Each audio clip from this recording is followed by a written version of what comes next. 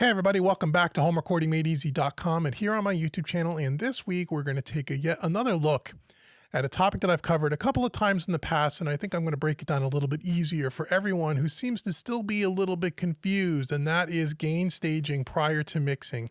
How to properly gain stage a project. Real simple and easy. There's a lot of confusion about it. I've even maybe caused some of that confusion in some prior videos in the past, and I want to try to clear it up and make it even simpler. So that's what we're going to talk about today. But before we get to that, if you like what you see in this video, please consider subscribing. Also hit the notification bell.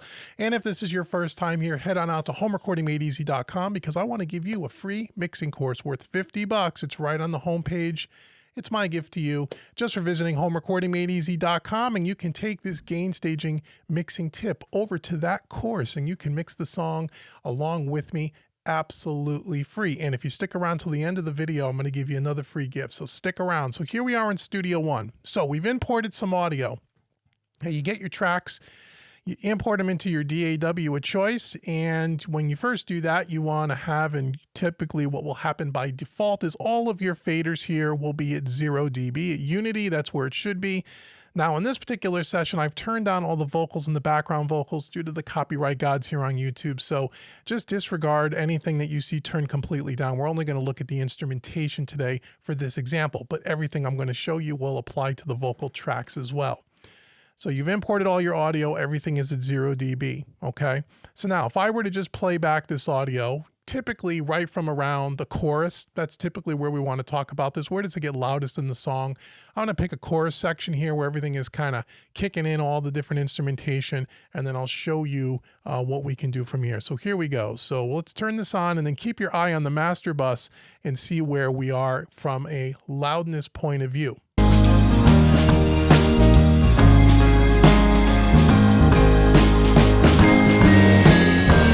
Okay, so without blowing out your ears, or you can already see where the clip light is on, we're running just beneath 0 dB, and it actually clipped a bunch of times over that. And this happens more times than not. When I get tracks, I will get tracks that are too hot, that are recorded way too hot. And when you put everything at 0 dB, you hit play and everything is clipping, okay?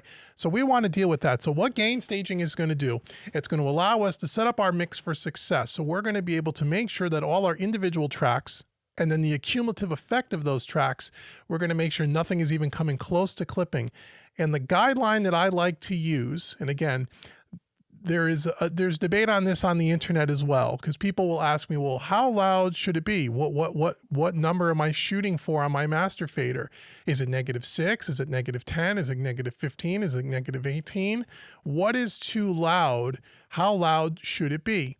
And technically, as long in the digital world now, as long as you're not clipping and hitting 0, technically, I guess it's okay. But the way I like to teach this, and I think a good conservative thing to do, is to make sure that each one of our individual tracks, and therefore the accumulative effect, we're not going to exceed about a -10 to -12 dB peaking. Okay, so what that means is when we play back all our tracks, we want our master fader to not exceed about a -10 dB, even at its loudest points. Maybe it goes up to -9, but you want to be floating between that -10, -12. Now, the way to achieve that is you have to make sure that all your tracks building up to the master outs is lower than that, right? Because if we set everything at -10, let's say, by the time you take 20 some odd tracks, -10, -10, -10, right? Down to your master output, it's going to be a lot louder than -10. So let me show you. So the way this session is set up is down here in brown, we have all of our drums, okay? All of our drums are being routed the way I have my session set up down here in black to a drum bus, okay? So, and then we have our bass down here in blue, our guitars, our organs, okay? Our keyboards, and we have buses for every one of those. So you have drum bus, a percussion bus, a bass bus, an acoustic guitar, an electric guitar, and a keyboard. Disregard the vocal tracks for this particular video, okay? So let's just talk about the drum tracks for a second. So again, all our faders are at 0. Now, whether you're using a busing system or not, this will still apply. But what we're saying here is that all of our drums are being routed to this drum bus. And if I just solo up the drums, I mean, you can see on the meter right here, we're hitting 0 dB and we're clipping on the master fader. We're clipping on the master fader. So what do we need to do? We need to go back to each one of our individual drum tracks, and we need to make sure that we're not clipping. And if we are, we want to make sure we turn down our track so we can get at that safe conservative level. Okay, so what does that mean? So let's start in here on our kick track. If I solo up this kick, and you can see I'm running around a -2 on our meter here. Okay, so now there's a couple of ways to do that. So now I want to bring this kick drum down to probably somewhere around a -15, -18.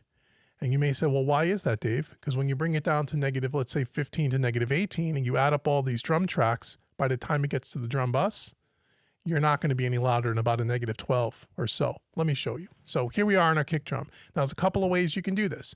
You can either just come right up to the track here, and every DAW will be like this. You can highlight the event, and you can take this little handle in the middle, and you can just left click and drag it down. And this is called clip gain. And this is actually turning down the volume.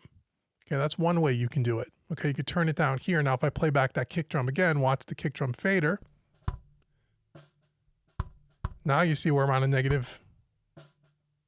-20. And then you can just adjust it.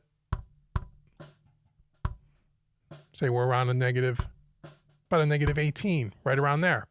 That's one way to do it, okay? Let's undo that. And the next way you can do it is you can use a trim tool or a clip gain tool. Every DAW will have that. PreSonus has a thing called the mix tool. Let me show you that. There's another way to do it here in PreSonus. And again, every DAW will be very similar to how this is done. They'll have their own little tool. So if we take the mix tool and put that as the first insert or the first effect on our insert, we could turn it down here. Same thing. So we could turn that down, say 10 dB, 15 dB, because this was really hot. Okay, and now again on our meter, we're running around a -15 or so. That's another way to do it, okay? So that's two ways that we can turn down the volume. We can use a clip gain tool like the mix tool. We could come up here to the track and we can grab the little handle and we could turn it down there if you like. Now, one thing I want to make sure that everyone understands is sometimes there's some confusion about this. And again, every DAW will have this. Let me just shut down this mixer. Is that over here in PreSonus in Studio One, there's a little handle here that if I left click and I drag it, take a look at the audio waveforms. You see how we're zooming in and zooming out? Some people are under the impression that if you turn this all the way down like this, we've actually lowered the volume. We did not lower the volume. All this little feature does, and the same thing with every DAW, is just zooming in so you can see more detail on the actual audio waveform. It does not change the gain or the volume, okay? Not even a little bit, okay? So don't use that as a way. That's just a way so you can visually see things a little better. You either want to turn it down here with the little handle, or you want to put your tool down here and you want to use clip gain. Okay, so that's one way to do it. So what we can do, or the third way in Studio One, and again, every DAW will do this a little differently. If I show over here, there's a setting called Show Input Controls here, that little checkbox under the wrench. Now we have a little gain tool here. Let me turn off the mix tool here. Okay, so now we're back to just about clipping. I take this little gain knob and I turn that down.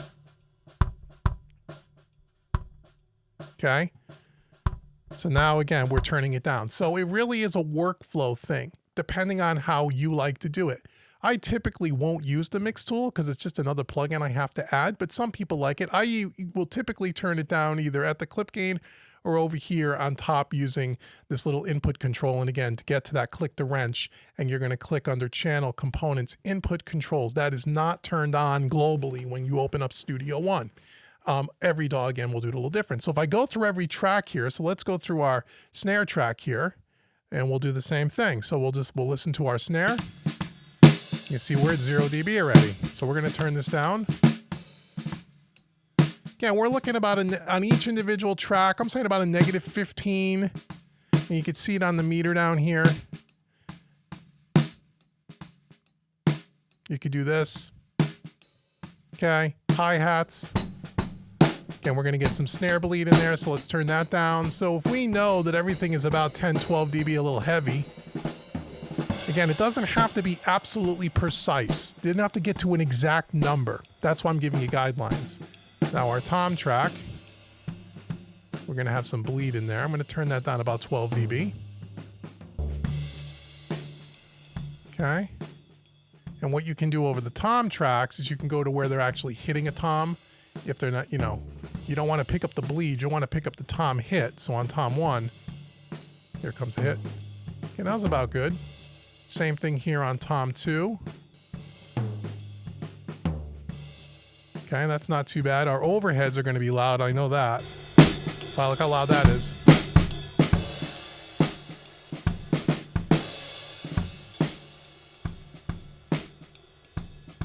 Okay, turning it down about 15 dB. Here's our room mics. So now this one is already at around -12. This isn't too bad. Okay, see where we are in the meter? We have a shaker. It's running around a -6. Let's turn that down a bit. And again, once you get good at this, you just know, okay, I just need to turn it down a little. You don't have to get too crazy about it. Here's our tambourine. Again, let's turn that down.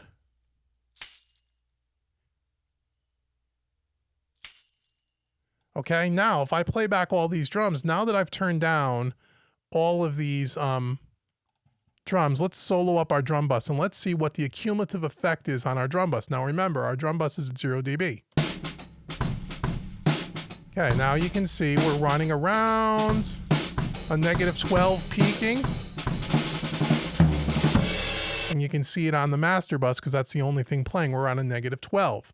So now if I were to build up my percussion, my bass, my acoustic guitars at that same -12, by the time we get to the master bus, it's still going to be too hot. So the drum bus probably needs to be even a little bit less. So now there's a couple of things we can do. We can come back over here and we can just check these tracks one last time. See where the clipping might be occurring. It's typically kick snare. We could turn that down a little bit more. A little bit on the overheads.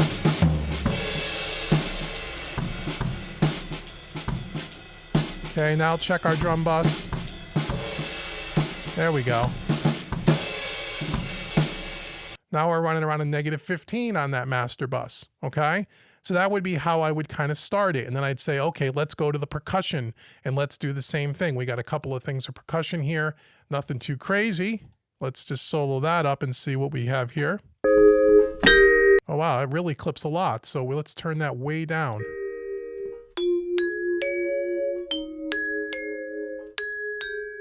I've turned it down 18 dB. So anything that's very percussive, very transient heavy, overhead, snares, kicks, here's a vibe, xylophones, things like that, where you have that real heavy, spiky transient. Those are the ones that are going to tend to be a little bit more problematic, and you just got to be careful about that. Here's our xylophone, because you got to have a xylophone in every song. Got to have that. Let's see where we are here. Okay,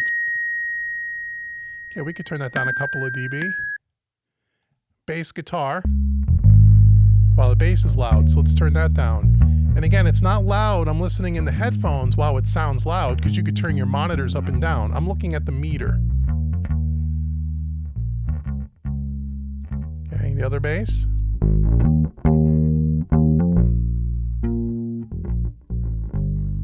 Now if I go over to our bass bus down here, okay, we're running around a -18 or so, -20. Now if I turn our percussion and our drums back on, watch our master bus. Now we're running around a -12, -13. That's where we kind of want to be.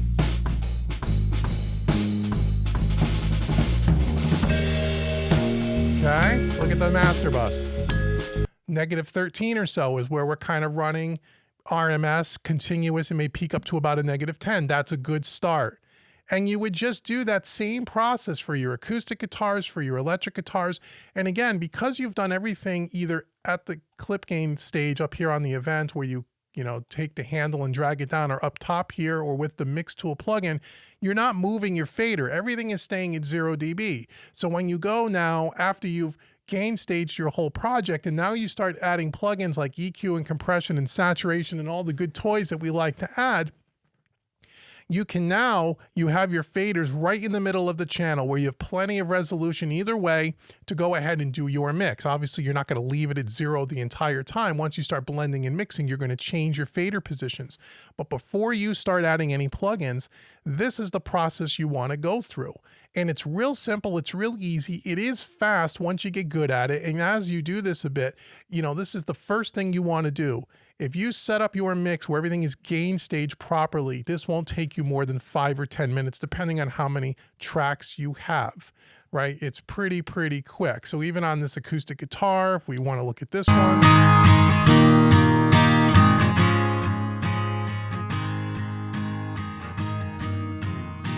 right there, guitar 2.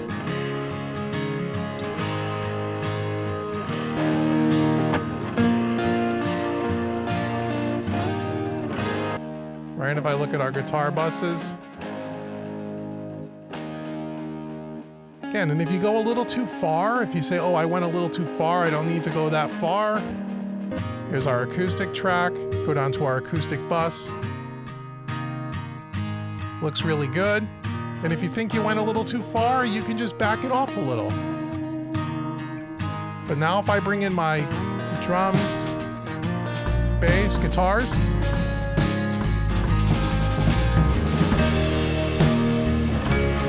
about a -12, -13. Okay, simple process. So that is a very quick and easy and a down and dirty way without getting too technical on how you gain stage. It is the first thing you should do after you import your audio, before you add any plugins, before you start doing anything. You want to get all your faders at 0, whether you use a busing system or not. I use a busing system, but if you don't use a busing system, it's the same concept. Make sure each one of your individual tracks is somewhere around a -15-ish. The cumulative effect of that across an entire mix, depending on the size of the mix, this has got 20-something, 30-something tracks in it. You want to make sure your master bus with no plugins is starting around a -12, -10. If you do that, by the time you're done with your mix, you'll have no problems at all with any kind of gain stage and clipping or anything like that. So I hope this made sense and it cleared up some confusion. Let me know below in the comments if you use gain staging or if you need more clarification. I could even do another video, but if you follow this process, I think you'll be okay. So thank you so much for watching this entire video. As I said at the beginning, I want to give you something else for free for checking out homerecordingmadeeasy.com after you get your free mixing course. Now, you're going to take that course, and if you dig my style of teaching, and if I resonate with you as an instructor, and you want to check out one of my paid training courses where I go even more in depth into the foundations of mixing, EQ, compression, mixing, mastering, so on and so forth, I want to give you a coupon code to take 25% off any one of my training courses. That coupon code is YouTube25. You put that in at checkout, it'll take 25% off. All the information will be in the description box below. And until the next video, I've been Dave with homerecordingmadeeasy.com. Thank you so much for checking out this video, and I will see you all soon. Take care, everybody.